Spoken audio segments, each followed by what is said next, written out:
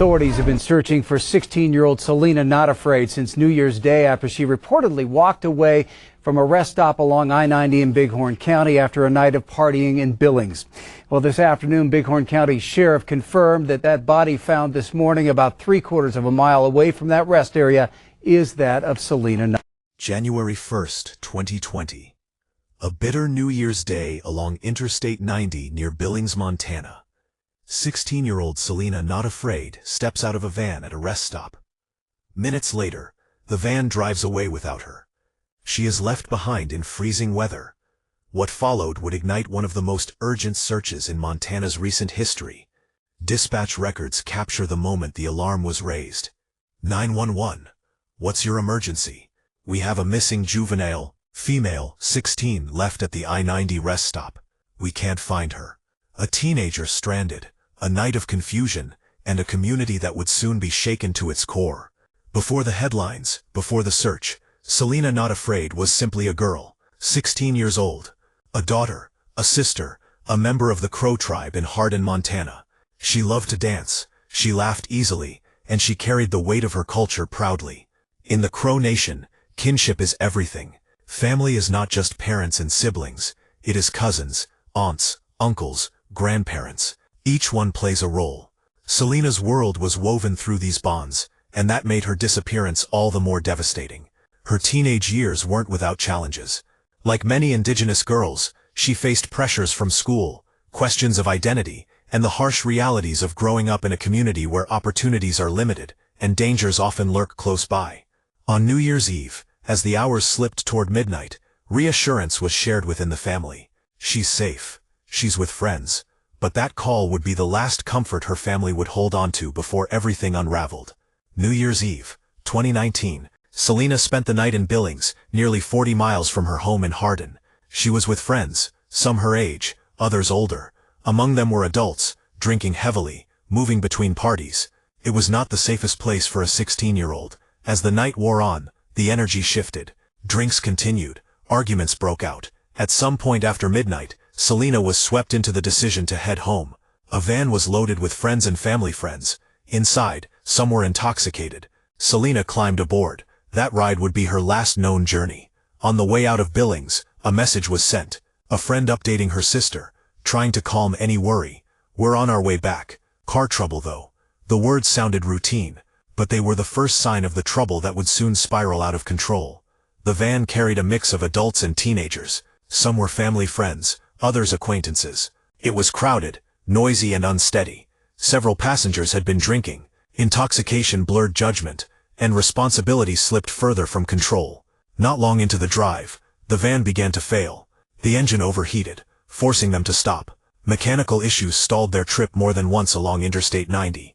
Each stop pushed the group deeper into the freezing night, and further from safety. Inside the van, tensions grew. Some wanted to push forward, others worried about breaking down completely. In the background, Selena sat quiet, surrounded by people older, impaired and distracted. During one of those stops, a passenger reached out for help.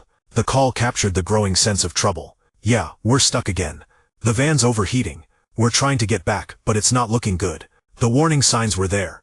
A failing vehicle, impaired decisions, and a vulnerable teenager caught in the middle. The next stop would decide everything. Just after sunrise on New Year's Day, the van pulled into a rest area, along Interstate 90, between Billings and Hardin. It was bitterly cold. The engine was failing again. Passengers argued. Some stayed in the van. Others stepped out. Among them was Selena, Not Afraid, and an older adult who had also been drinking. They walked away from the vehicle, unprepared for the freezing wind. Both were urged to get back in. They didn't. Moments later, the driver made a decision that would change everything. He left the rest stop.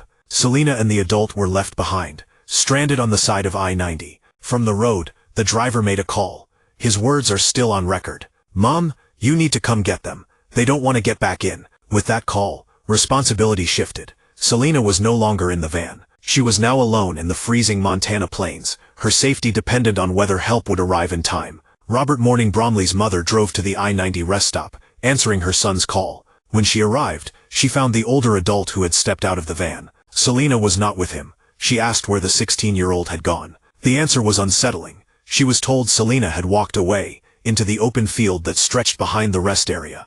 Barely dressed for the cold, no shoes, no jacket strong enough for the Montana winter. The mother searched briefly. She honked the horn, hoping Selena would return. But the fields remained silent. No movement, no sign of her. After minutes, she left the rest stop. Selena was alone. Later she called her son to report what she had and hadn't found. "I couldn't find her. She wasn't there." In that moment, the last confirmed sighting of Selena Not Afraid was sealed. A teenager left behind, with nothing but the cold and darkness ahead. Hours passed. Selena did not return.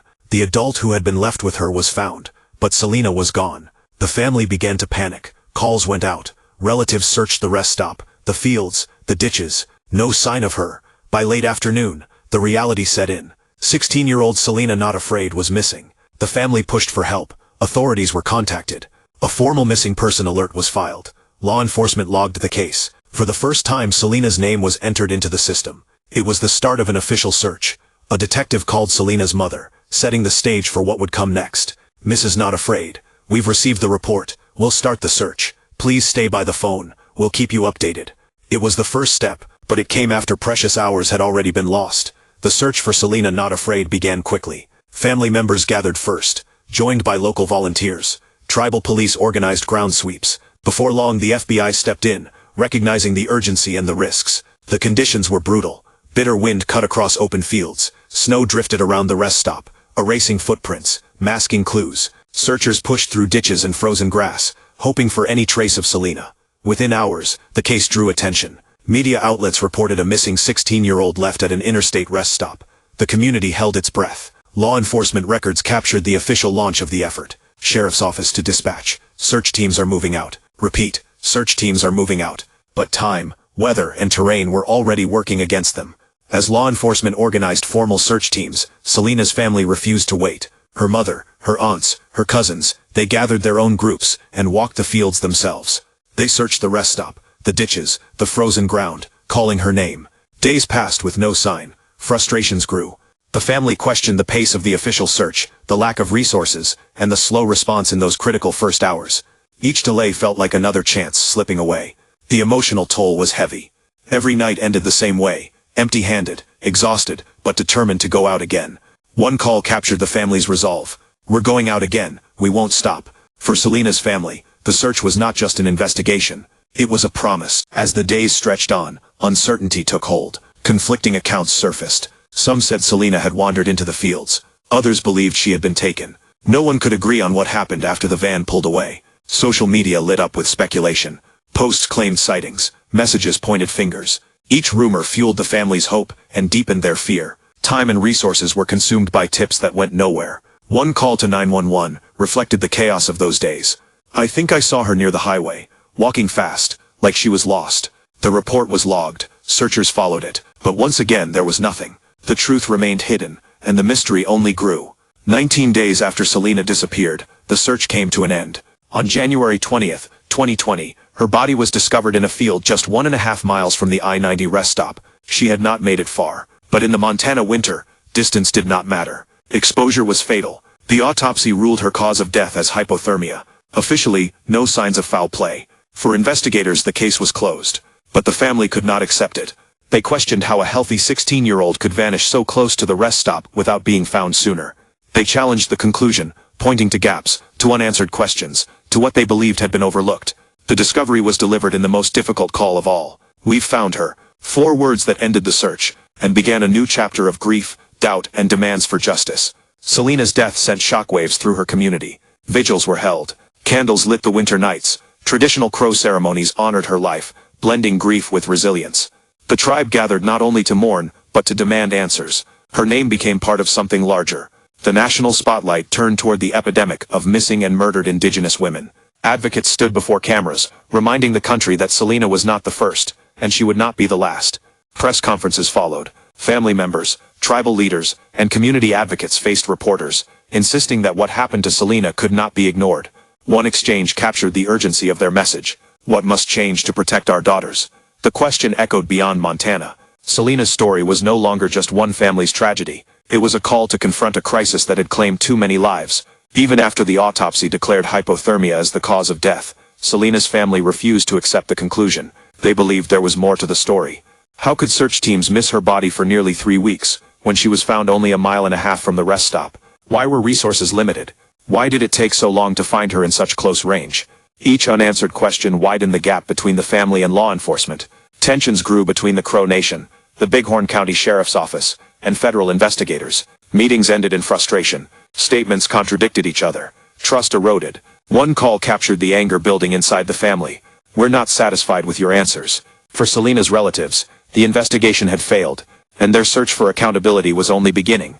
Years passed, but Selena Not Afraid's case never faded. Her family and community carried her name into every gathering, every vigil, every rally. Annual memorials marked the day she vanished, keeping her memory alive and her questions unresolved. Advocates refused to let her story be buried. They pressed lawmakers, organized marches, and demanded accountability. Selena's case became more than a single tragedy. It became a symbol of the failures facing Indigenous families across the country. Each year, the same questions returned. Why did this happen? Could it have been prevented? And who should be held responsible? One call captured the determination to keep her case in the public eye. "Senator, Selena's case cannot be ignored." The plea was clear. Her death demanded more than remembrance. It demanded action. Nearly 5 years after Selena's death, a breakthrough came. In 2025, charges were filed against Robert Alvin Morning-Bromley III, the driver of the van that left her at the rest stop. Prosecutors accused him of 2 felony counts of criminal endangerment. According to the charges, he knowingly left a 16-year-old girl and an intoxicated adult in freezing conditions, creating a substantial risk of death or serious injury. For the first time, the legal system acknowledged responsibility. Criminal endangerment is not the same as homicide. The maximum penalty is 10 years in prison, and a $50,000 fine. But for Selena's family, it was a step, a recognition that what happened to her was not just an accident. In a private briefing, the prosecutor explained the decision. "It's not the end, but it's accountability." The words carried weight. After years of waiting, someone was finally being held to account. Selena Not Afraid's story is more than a case file. It is the life of a 16-year-old girl, a daughter whose laughter filled her family's home. It is the fight of relatives who refused to give up, even when the system failed them, and it is a mirror of the larger crisis facing Indigenous families across America. Her mother's final words to a reporter carried the weight of that fight. Her story won't end here. Selena's life, her loss, and her family's struggle reveal the cracks in a system meant to protect. And until every answer is found, Selena's case remains unfinished.